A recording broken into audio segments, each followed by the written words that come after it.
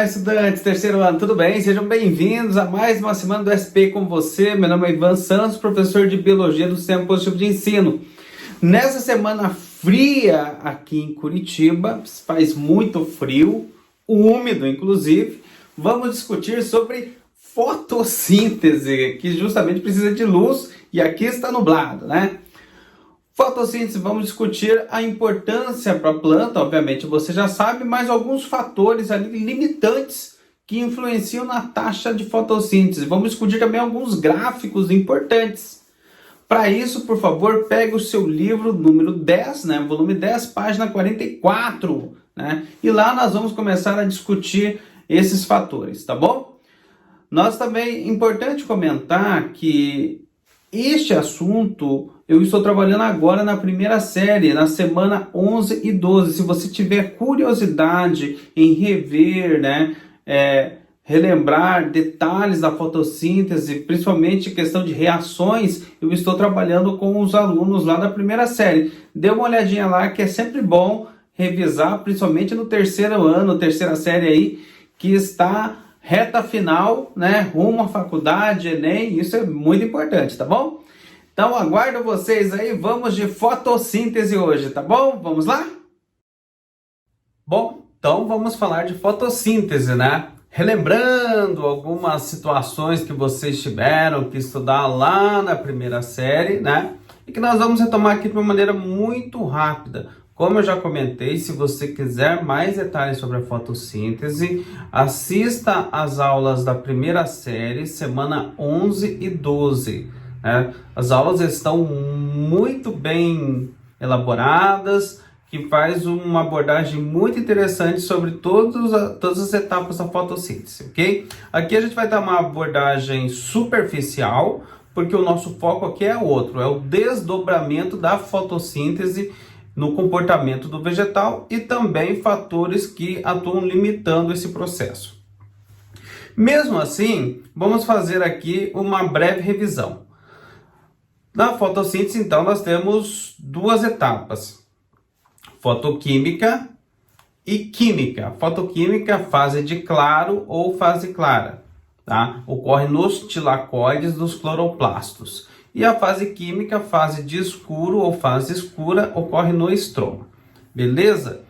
Bom, olhando então para a fase química, que é a fase final, quando se chega ao final da fotossíntese, se espera então obter um composto orgânico, né? O alimento, no caso a glicose. Tá? Mas para que ocorra a formação desse composto orgânico é necessário uma fonte de carbono. E a fonte de carbono, para resultar nessa glicose, vem do gás carbônico, né? Que vai adentrar ao vegetal via transpiração por estômatos, né? Ou ainda como resultado da respiração celular. Então você tem aqui duas fontes de gás carbônico: transpiração via estômatos com 90%, né? Nós discutimos isso até a aula da semana passada, né? E também a respiração, ok? Só que para que ocorra essa fixação desse carbono inorgânico numa molécula orgânica, é necessário alguns elementos, alguns produtos que são produzidos, que são sintetizados na fase fotoquímica. E a fase fotoquímica, para que ela funcione, necessita de luz, tá? Então, por isso que é chamada de fase de claro, né? Precisa de luz para que ocorra ali o início do processo, ou seja, a transformação da energia luminosa em energia química. Com a presença dessa luz, ela consegue sintetizar ATP, ou seja, uma moeda energética, né, que você já deve conhecer bastante, a partir da síntese do ADP mais um fosfato inorgânico. Esse ATP é aquela moeda energética de consumo imediato que vai precisar para a fase química.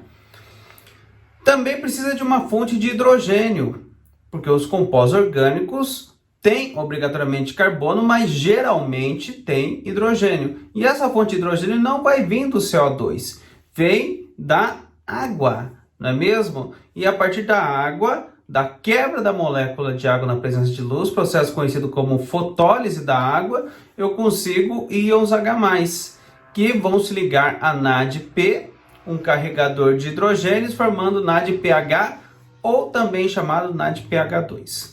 Beleza? E o resto desta reação são resíduos, né, de oxigênio. Então, o oxigênio vai se ligar a outra molécula de oxigênio, formando o O2, que vai sair do estômago via transpiração, ou vai ser aproveitado ali para respiração celular, ok? Bom, então é fácil entender o seguinte, que o NADPH2 formado na fase fotoquímica vai ser consumido na fase química e vai retornar na forma de NADP, enquanto que o ATP também vai ser consumido na fase química, né, voltando na forma de ADP. Esses produtos, sendo consumidos com a adição ainda do CO2, vão ser possíveis ali a formação da molécula orgânica. Bom, então a fórmula geral da fotossíntese é 6 CO2, né, 6 moléculas de gases carbônicos, mais 12 moléculas de água, na presença de energia luminosa, formando ali um composto orgânico, glicose, mais 6 moléculas de água e liberando O2 da reação, que pode ser consumido na respiração celular ou ser eliminado via transpiração. Na fase fotoquímica, então, nós temos a fotofosforilação, que é a adição de fosfato na presença de luz, formando o ATP, a fotólise da água, que é a quebra da molécula de água na presença de luz, liberando íons H+, e os elétrons para o fotossistema, e formação de NADPH2 ou NADPH, né?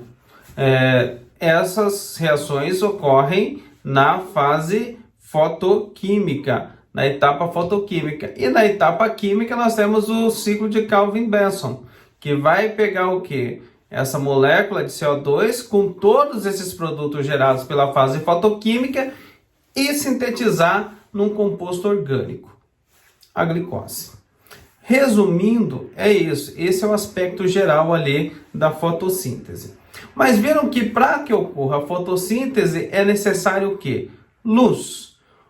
Para isso, eu preciso então de receptores de luz, os chamados pigmentos fotossintetizantes. E temos alguns nos vegetais: clorofila A, clorofila B e carotenoides, que nós já estudamos, né? Qual que é a função desses pigmentos? É transformar a energia luminosa, a luz, em energia química, para que ocorra então os processos e que vai resultar no final a formação do composto orgânico. Essa transformação de energia luminosa em energia química também é conhecido como transdução de energia, tá? Mas por que eu preciso ter, ou por que é bom ter vários pigmentos diferentes no vegetal? Simples, porque capturam diferentes comprimentos de ondas. O que é isso? Então, dê uma olhada nesse gráfico aqui. Vamos lembrar lá da capa do Pink Floyd, o Dark Side of the Moon, né? Onde você tem lá algo maravilhoso, inclusive, onde você tem a luz branca passando pelo prisma e sendo decomposta ali nos diversos comprimentos de onda, não é mesmo? Então vai lá do ultravioleta ao infravermelho.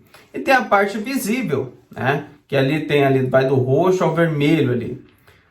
Vejam só que eu tenho dois pigmentos ali, clorofila A e clorofila B. E olha só como é que elas estão ativas em alguns pontos, elas conseguem ter um grande percentual de absorção de luz, não é mesmo? Tá? Então olha aqui, seguindo aqui a clorofila A, por exemplo, lá no azul, no 450 nanômetro, ela está bastante otimizada, né? Depois lá no 680, lá no vermelho, a clorofila B também um pouquinho antes ali, ainda no azul, no 450, e depois lá no 700, né? Clorofila A, clorofila B. Bom, acontece que se eu tenho mais pigmentos além desses, essa parte aqui onde elas estão com baixa captação de luz, outros pigmentos podem, enfim, conseguir capturar. Otimiza ao máximo essa luz, tá bom? Por quê? O que vai resultar essa captura ali de luz? Tá? Vai resultar na excitação dos elétrons. Ou seja, começa a transição da energia luminosa para energia química. E uma vez que esses elétrons começam a se excitar, o nível de energia desses elétrons acaba sendo elevado. E aí começa toda uma reação dentro da fase fotoquímica, com a finalidade de resultar moléculas de ATP e de NADPH2. Tranquilo? Então, basicamente é isso, tá? Se você quiser saber detalhes, assista a aula da primeira série de Biologia, semanas 11 e 12, tá bom? Lá está tudo detalhadinho, a fotossíntese, e para você que quer fazer Enem, vestibular, isso é importante, fazer aquela recapitulada. Ok, mas então vamos discutir, enfim, né, na nossa aula, os fatores que atuam limitando a fotossíntese, né? E nós destacamos alguns aqui. Então vamos lá.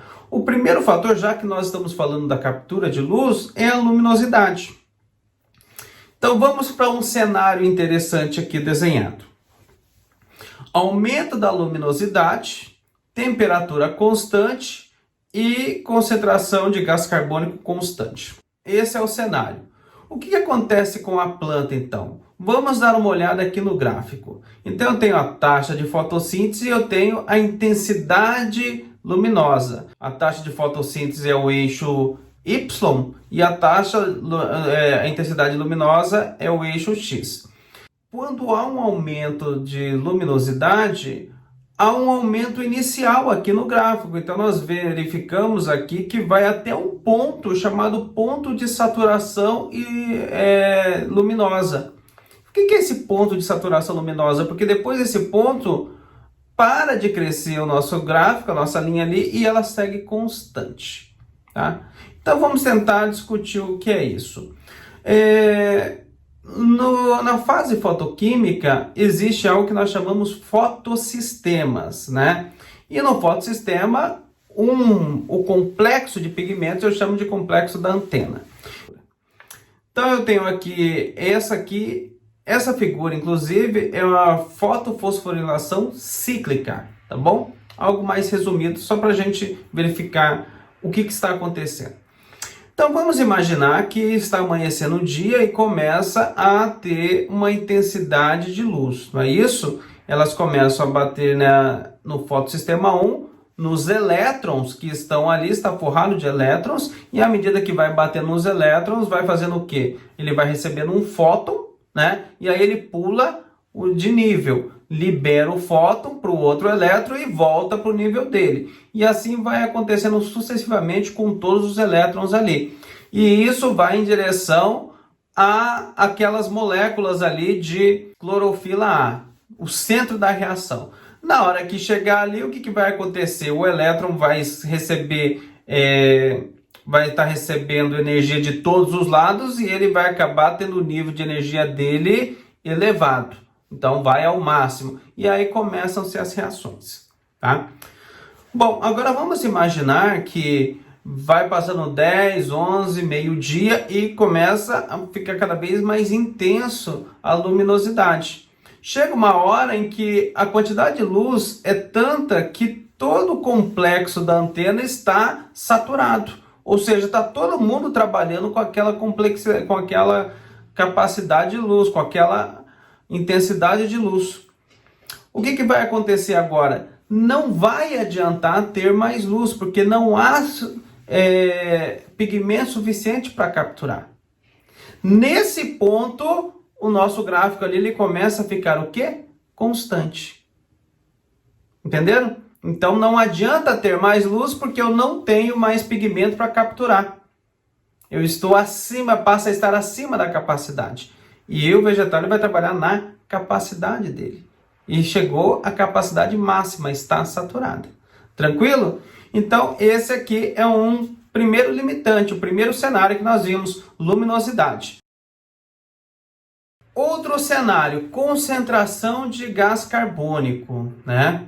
Vamos entender que gás carbônico é muito interessante, principalmente lá na composição da matéria orgânica, no final da reação, né? Mas vamos ver esse cenário aqui. Eu tenho o aumento do gás carbônico, né? CO2, temperatura constante e luminosidade constante. Olha o nosso gráfico aqui. Então, nosso gráfico, novamente, ele tem uma crescente, vai, aí ele vai até o ponto A. No ponto A, ele passa a ter constância. O gráfico é a taxa de fotossíntese, né, pela concentração de gás carbônico. Ok? Então, vamos tentar entender por que o gráfico começa a ficar constante aqui. Acabamos de comentar o seguinte, né? Na fase química, precisa de gás carbônico, precisa dos produtos da fase fotoquímica para resultar no composto orgânico glicose. Dentro desse ciclo chamado Calvin-Benson, você tem lá enzimas trabalhando. E as enzimas recebem lá, começam a clivar, adiciona fosfato, adiciona elétrons, tem outras transformações, então elas estão sempre ativas, né? E vai entrando o gás carbônico, né, o composto e o CO2 e vai fixando o carbono na reação. Então, à medida que vai entrando, vai aumentando. Mas, novamente, chega ao nível máximo nessas enzimas. Chega uma hora que todas as enzimas estão trabalhando no máximo e não sobra mais. Não tem mais capacidade para capturar e fixar o gás carbônico. Dessa maneira, não adianta entrar mais gás carbônico via transpiração ou também via respiração celular, porque não vai ser utilizado, vai ficar ali na fila de espera, está acima da capacidade. Quando você tem esse cenário, então o nosso gráfico vai mostrar o quê? Essa linha constante. Ok?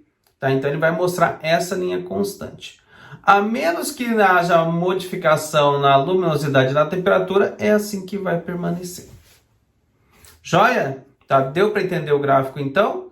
Tá? O gráfico está levando ao limite do vegetal, né? Então, nesse caso aqui, o limite é eu não consigo mais fixar carbono inorgânico para transformar no composto orgânico. Não consigo mais, então vai ficar sobrando ali. Beleza? Vamos para mais uma, então. Temperatura. Olha, esse gráfico tá legal, hein? Temperatura. Então, eu tenho luminosidade constante, gás carbônico, a concentração de gás carbônico constante, mas a temperatura aumentando. Tá? Ok, e aqui eu tenho um gráfico de taxa de fotossíntese por temperatura. E temos aqui duas linhas. Temos uma linha aqui que é uma linha rosa, né? Uma linha mais avermelhada, mais rosa, com um pico mais alto, e uma linha azul, um pico mais baixo. Tá? O que isso quer dizer? Né? Bom, pessoal, é o seguinte. As plantas, embora sejam do mesmo reino, né? Embora tenham características gerais parecidas, né? São de espécies diferentes, características diferentes. Então é o caso aqui, por exemplo, dessa linha. Né? Se eu passar aqui, né, perto dos 37, 35 graus, você vê que as duas atingem o pico. Mas como são de espécies diferentes, a taxa de fotossíntese é diferente também. Tá bom? Mas vamos nos ater ao comportamento da linha do gráfico, que acaba caindo. O que isso quer dizer? Então, olhem com carinho esta figura aqui lindíssima da fase fotoquímica, né? A cadeia transportadora de elétrons. Olha que bonito isso aqui, né? Bom, nesta cadeia transportadora de elétrons, eu tenho aqui algumas enzimas. Eu tenho o complexo citocromo, eu tenho a NADP redutase, eu tenho a TP-cetetase e tal. Eu tenho consideravelmente algumas enzimas aqui que estão trabalhando.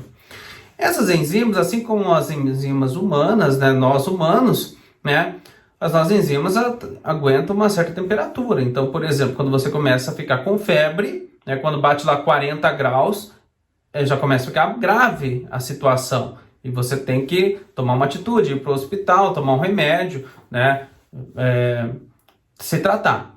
Porque depois chegando aos 40 graus, dali para adiante a temperatura faz com que as enzimas comecem a se denaturar. Ou seja, elas vão se desmanchando, elas vão perdendo as formas, vão perdendo as funções, e isso faz com que o funcionamento de vias metabólicas comece a ficar complicado. No vegetal é a mesma coisa.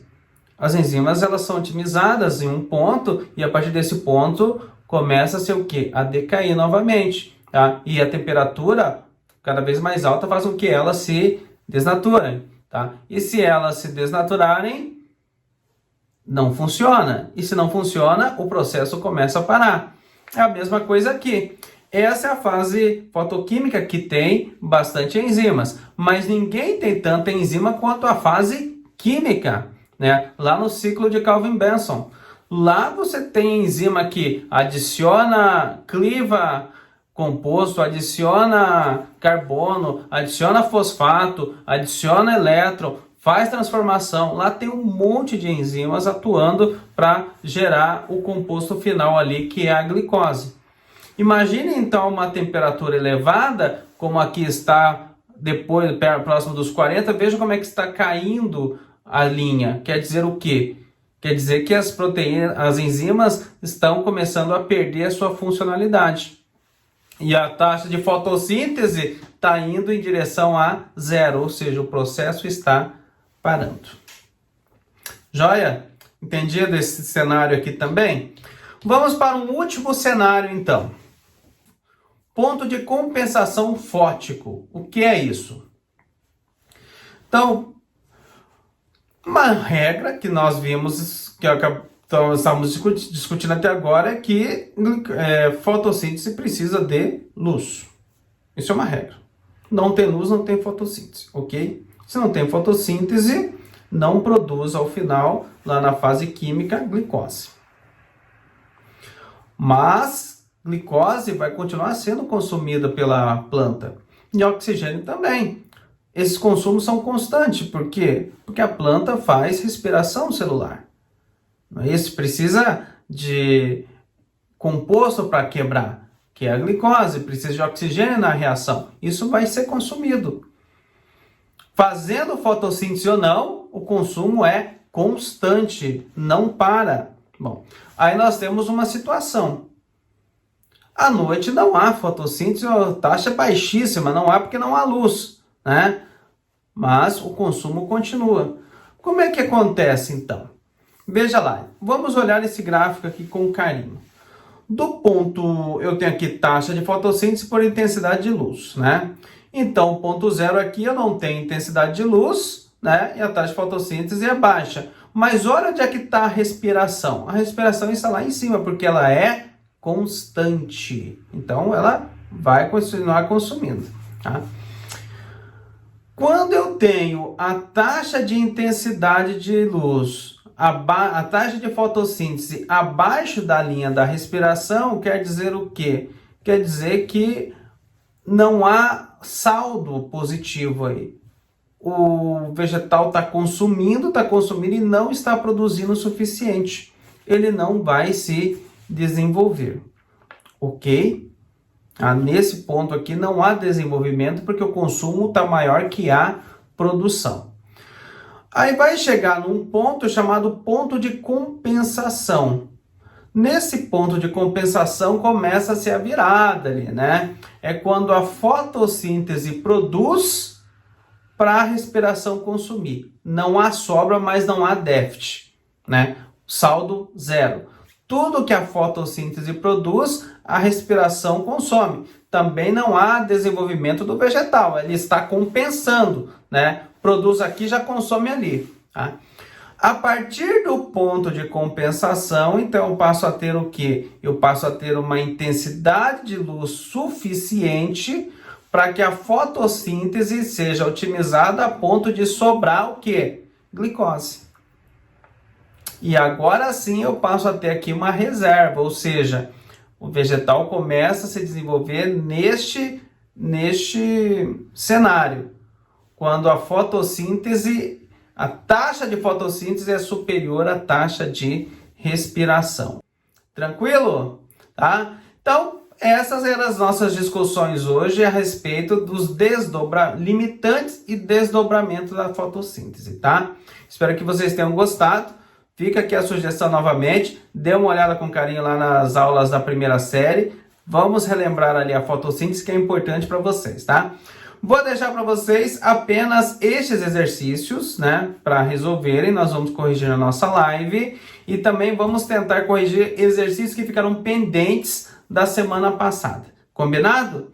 Pessoal, grande abraço para vocês, tudo de bom, boa semana, bom feriado, né, já que estamos com o feriado aí, tá? Cuidem-se e tchau!